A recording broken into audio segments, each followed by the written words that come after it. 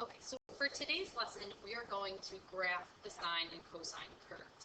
Before we get into the lesson, I just want to make sure everyone's had an opportunity to hand in their Regents packet.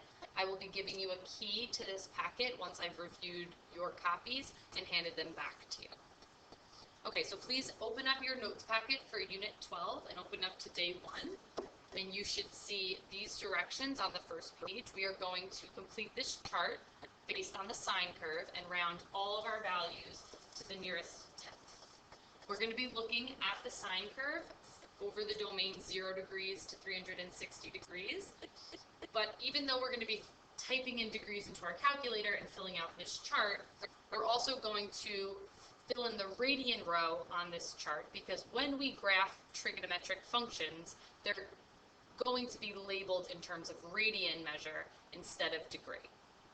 So what I'd like you to start out with is filling in this radian row. So 0 degrees is the same as 0 radians. Let's fill in the ones we know. 180 degrees is pi radians, 360 is 2 pi, and the general rule of getting into radian measure from degrees would be to take the degree measure. I'll start with 30, take your degrees, and then multiply by pi over 180 to convert into radian measure. And then simplify that fraction. Remember, when you simplify, you're just simplifying the numerical piece, not pi. Okay, so I'd like everyone to take a few minutes to fill in the remainder of this chart.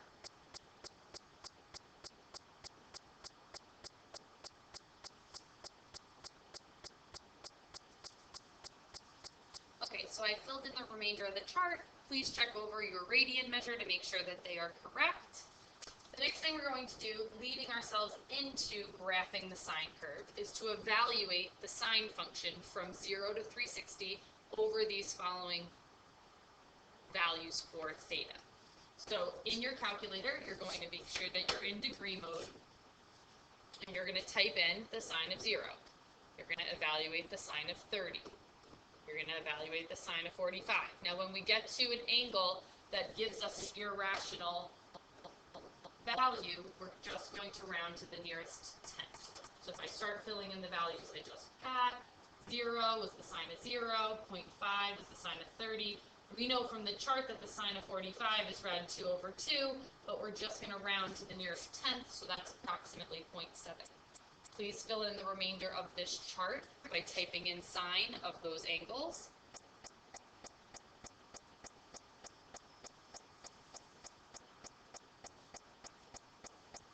Okay, so as you typed in these values, I'm sure you noticed a pattern. We're really getting the same few values for sine between 0 and 360. It's starting at a minimum of 0, it's hitting a 0.5, 0.7, 0.9, hitting a maximum of 1, and then just really going back down to 0. It does then go in the negative direction and come back up to 0. So what we'd like to do is actually see this graphically. So what I'd like you to now do is come down to your graph, and we're going to start by plotting these values. Since my graph is labeled in degrees, I'm going to really be focusing on the degree row and the sine of x row, which is my y values. So for 0, 0, I'm plotting my first point at the origin. Then I'm going to take a look at 30, 0.5. So that would be all the way up here. Notice my y values, my y-axis, every box is going up 0.1. So when I go to graph 45, 0.7, I should be up here at 0.7, and then up here, 2 more boxes up would be 60, 0.9. And I'd like you to keep plotting the remainder of these points. And when you connect your points, I just want to tell you that you are going to be connecting your points in a smooth curve, the way you would connect the points, let's say, of a quadratic function.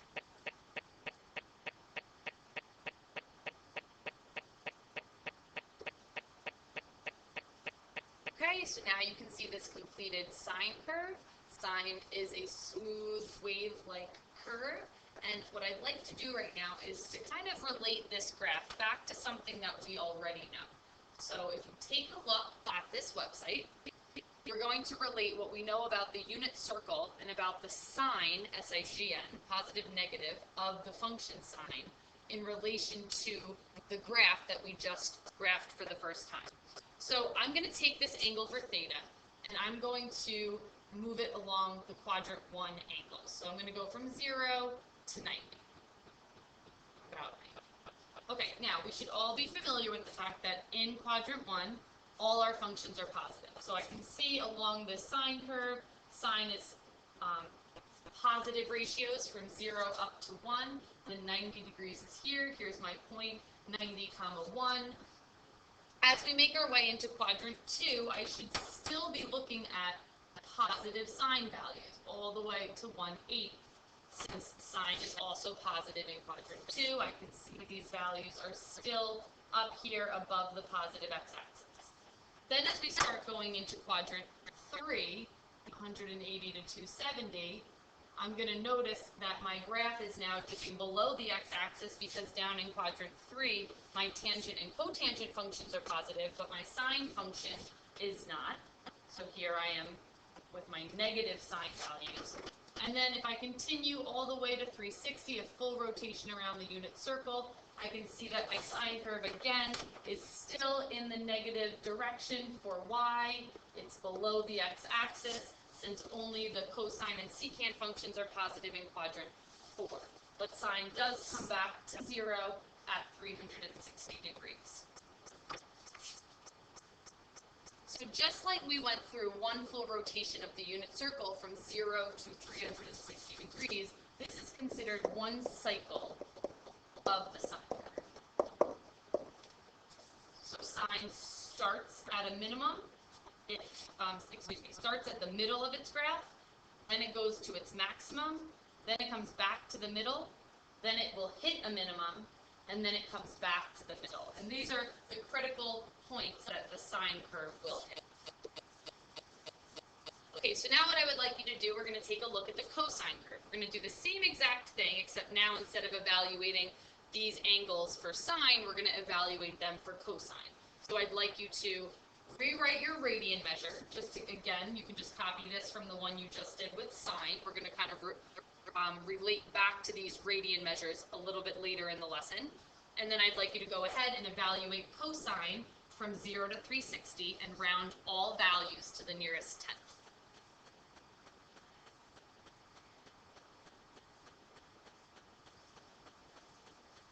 Okay, so just make sure to check your chart over. We have our radian angles from 0 to 360, which in radian would be 0 to 2 pi. We have our cosine values, and again, I'm sure you notice here that these values are also repeating some numbers, that 0.9, that 0.7, that 0.5. Again, that's due to the fact, this was cut off a little, that's due to the fact that we know that the cosine and the sine of 45 are really rad 2 over 2, so their decimal approximation comes out to be that 0.7.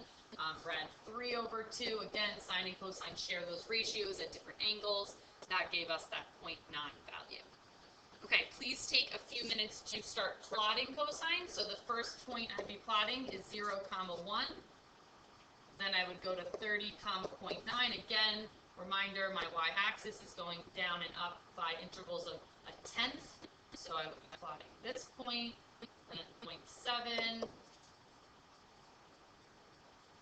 90, 60, 0.5, 90, 0. Okay, so continue to plot the remainder of these points, and again, connect your points in a smooth, like curve.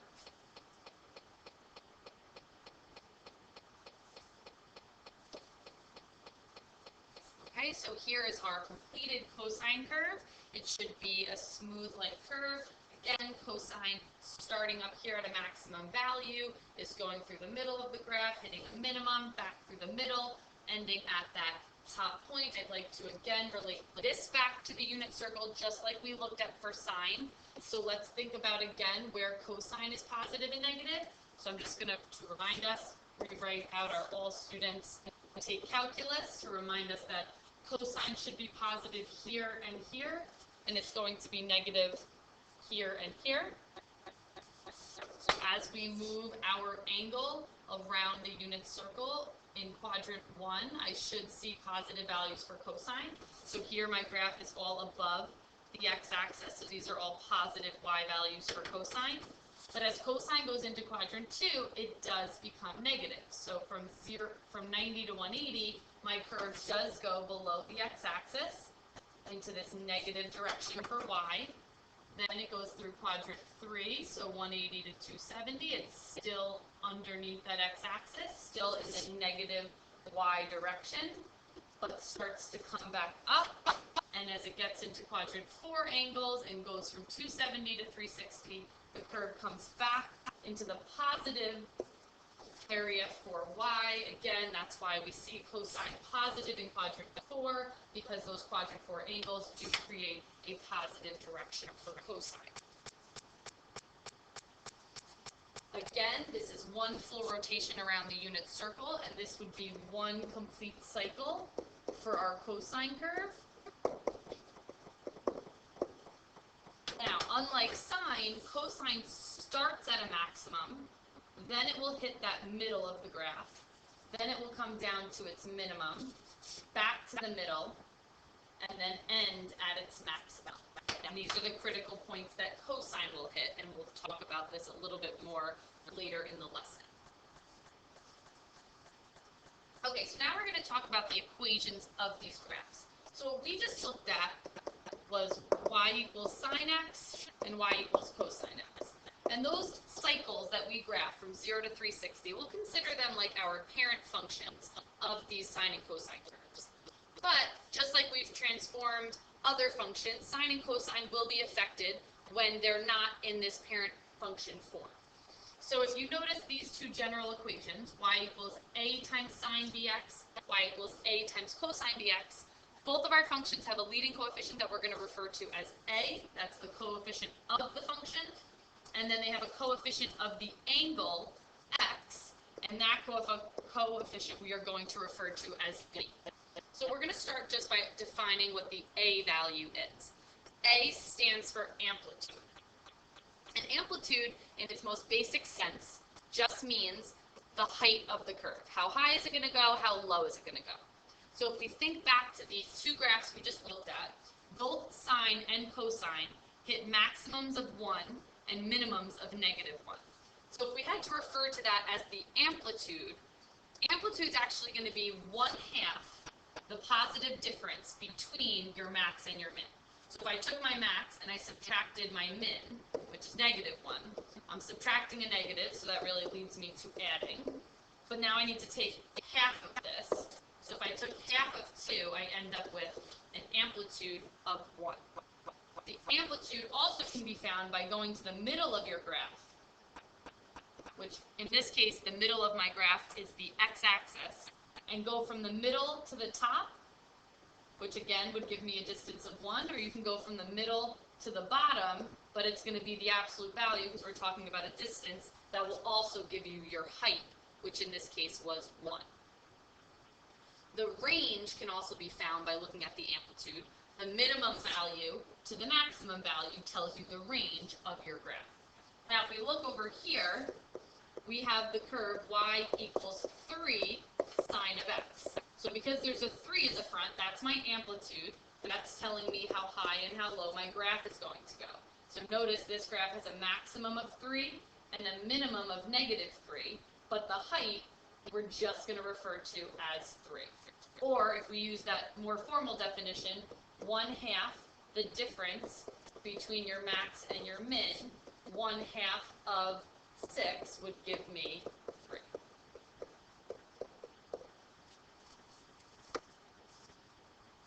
Now, for the next value, we talked about a b value. So a is the height, and that goes in front of the function, and b is this coefficient that's going to go in front of the angle. So we have y equals a sine bx, y equals a cosine bx. This b value is going to be referred to as our frequency. And the frequency of a curve is the number of cycles that curve will complete in a given interval. And the given interval we're going to be referring to is 0 to 2 pi. So think the unit circle from 0 to 360. How many complete cycles do you see? So when you think frequency, think how frequent. How frequent is this curve? We just defined sine as one cycle being it goes from the middle to the top, back to the middle, to the bottom, back to the middle. That's one cycle. So however many full cycles I see between 0 and 2 pi tells me the frequency. So on this curve, I see 0 to 2 pi, I only see one cycle, so the frequency is 1. So I would just have a 1 in front of that angle, and remember, whenever we have a coefficient of 1, we tend to not write it. Now, this understanding of frequency, or how many full cycles you see of a curve between 0 and 360, or 0 and 2 pi, leads us into another very important term dealing with trig functions called the period of the function. Now, unlike amplitude and frequency that are values in our equation of the function, period is not a value that you see in the equation. However, it can be found using the frequency. Period is really just defined as how long does it take to complete one cycle. So the time it takes to complete one curve. So if we go back to this one up here, how long did it take me to complete this cycle? Well, where am I when it stops? I went from 0 to 2 pi, so that's a horizontal distance of 2 pi units. So that would be known as my period. To algebraically find this, if you're not just looking at the graph, find the period, you take 2 pi, again, 2 pi is referring to 360, so think about it as a full unit circle rotation. If you take that amount and you divide it by your frequency, you will get your period. So if I go back to that example above, we knew the frequency was 1, so if I divide 2 pi by 1, I end up with 2 pi, which is why that was my period. So something else we want to talk about now, but this is going to come into play a little bit later when we start graphing these tomorrow, but we are going to need to determine a critical value interval, which is going to help us label our x-axis when we start graphing these when you're not provided a grid like we did today. I labeled the x-axis for you in degrees, but going forward, you're going to be given a grid that you need to label. So following what we just talked about with period, the time it takes for one curve, if you take your period and divide it by 4, you're going to end up with something called the critical value interval. And that interval then is going to be what you do to label your x-axis. So I want to revisit our sine and cosine curves that we graphed earlier. Now that we understand these equations a little bit better, let me just rewrite this. Okay, so for this curve, we had an amplitude of 1, so we can see the height went from positive 1 down to negative 1. This, again, being my height from the middle up or from the middle down. And then we had this frequency of 1. And again, frequency is 1 because I see one complete curve. It goes from the middle to the top, back to the middle, to the bottom, back to the middle. That's one complete sine cycle. And there's one of them when you get to 2 pi. So from 0 to 2 pi, I see one complete cycle. That's my frequency. If I wanted to find my period, you take 2 pi and you divide it by your frequency. So in this case, since the frequency is 1, my period is 2 pi. Again, just to revisit, the period is the time it takes to complete one cycle. So I see one cycle in a 2 pi distance. Now, if I want to find a critical value interval, I'm going to take that period and divide it by 4. The reason you divide by 4 is because there are 4 critical things that this graph does when it's going through its one cycle. Pi over 2 are the critical value intervals. So think about this again. Pi over 2 is really 90 degrees, which means every 90 degrees, this sine curve does something critical. So let's try to look at this. If we look at this sine curve, here's the first 90 degrees. It goes from the middle to the maximum. So here's my first critical value, pi over 2. Then it goes another 90 degrees, or another pi over 2, and it hits the middle again at its next critical interval, at pi. Then it goes another 90 degrees, and it hits its minimum at another critical value of 3 pi over 2. And the last, or the fourth thing it does is goes back from the bottom, to the middle at 2 pi, which would be its last critical value. And the way you would actually find all of these is I would start with pi over 2, then I would add another pi over 2 to get to 2 pi over 2. Then I would add another pi over 2 to get to 3 pi over 2. And then I would add another pi over 2 to get to 4 pi over 2. Now, what's nice about these values is that they're simplifying to be exactly the values that we just highlighted on my curve. Every 90 degrees, I'm hitting a quadrantal angle. 90, 180, 270, and 360. These are my critical values that are over the interval of pi over 2. So let's just confirm this works for cosine. Again, this cosine curve has an amplitude of 1 and a frequency of 1. So since it has a frequency of 1, it would have a period of 2 pi, which would again give it a critical value interval of the period divided by 4, which in this case would still be pi over 2. And let's just confirm that. As we look at this cosine curve, its first 90 degrees, it goes from a maximum to the middle, and at pi over 2, that's its first critical value. Then it goes from the middle to the minimum, and that's going to hit at pi, or another 90 degrees into the graph. Then it goes up, back to the middle, at 3 pi over 2, which again is going from pi to 3 pi over 2, so that's another 90 degrees.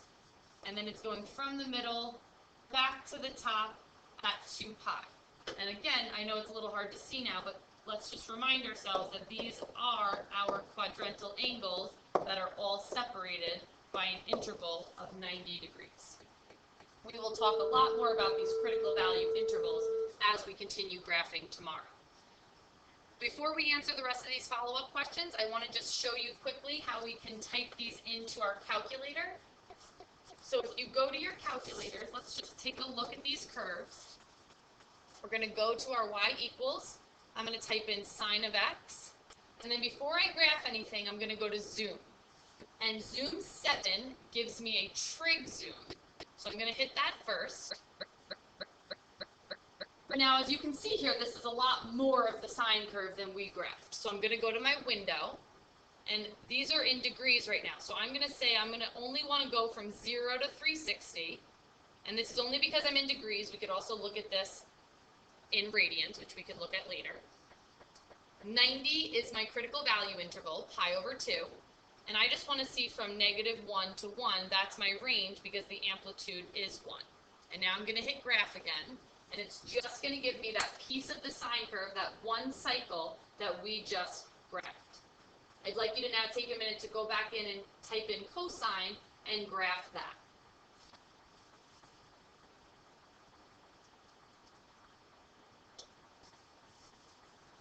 And as you can see here, the graph in red is my one cycle of cosine. You shouldn't have had to go back in and do anything with your window because it was the same as the sine curve.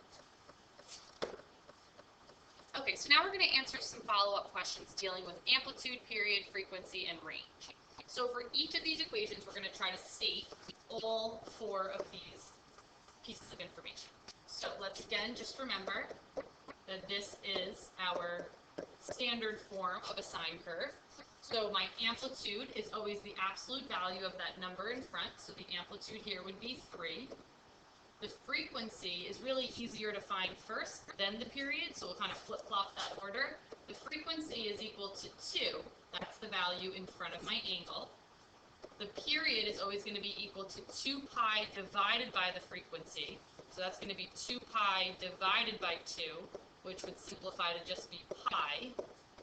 And then the range comes really from the amplitude. So if you think about this curve, if it has a height of 3, that means, just to give ourselves a little sketch here, this curve's going to go up to 3 and down to -3. So that would be my range. You could write it in interval notation, or you could write it in more of a set notation. And we'll say sine of x is our y value, or you could put y there. Either form of this would be acceptable. Okay, so what I would like you to do is go through and answer the rest of these, and then I will put the answers up, but I want to mention one thing before I have you go on and do this. For number 2 and for number 4, as far as the amplitude goes, amplitude is the absolute value of that initial coefficient.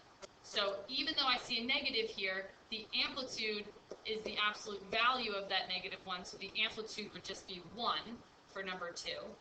And for number 4, same thing, the amplitude would be the absolute value of that, so it would just be 2. Amplitude is referring to a height, and a height is always going to be a positive amount. Now, we can talk about what that means for the curve. We're not graphing this yet, but this would still mean there's a reflection over the x-axis. And this we'll deal more with as we continue graphing these curves. Okay, so continue to fill out the rest of this, and I will put the answers up.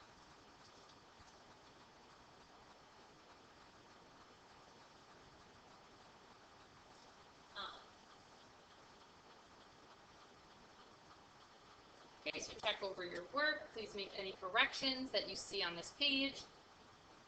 And then we're just going to take a look at the final question today, number 6. So for number 6, we're still identifying amplitude, frequency, and period, but now we're identifying this from the graph. So again, let's remember amplitude is really height. So height above the middle or height above the middle. And I know we keep calling this the middle, but eventually we're going to define the middle of the graph as the midline. So right now, until we start shifting our graphs, our midline is going to be the x-axis, which, if we talk about it as an equation, is that equation y equals 0. So the height above the midline, the height below the midline, again, is referring to this distance, which in this case is a distance of 2. So that would be my amplitude. The frequency is how many complete cycles you see between 0 and 2 pi. So if here is 0, and here is my 2 pi, how much or how many cycles do I see? And if I look at this curve, I only see half a cycle from 0 to 2 pi. Because again, remember, a full sine curve means it goes from the midline to the maximum, back to the midline, to the minimum, back to the midline. And if I'm only seeing a piece of that, to be more specific, half of that, then that is my frequency. Looking at a graph, sometimes the period is actually easier to figure out than the frequency. The period is the time it takes for one curve. So if I go back to that definition, here's a full sine curve, and what was the time it took to get there? Well, it took a full 4 pi units to get there. So that's my period. So you can use the period formula backwards to find your frequency. This is the definition for period, 2 pi divided by the frequency. I could cross multiply and solve for b.